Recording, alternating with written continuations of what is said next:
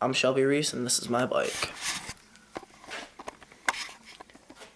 I have a premium death trap frame, fit low bolt seat, some kind of pivotal seat post, Odyssey hazard light back wheel,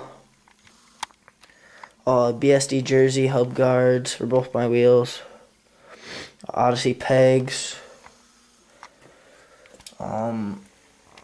profile Odyssey compatible 8-tooth driver, a shadow interlock B2 chain, Eastern Medusa light, sprocket 23 tooth, the Odyssey 12 bolt cranks, premium slim PC pedals,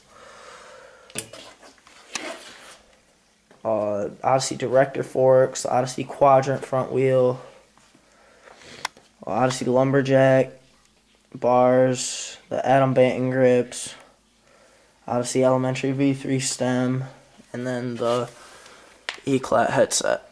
And that's my bike.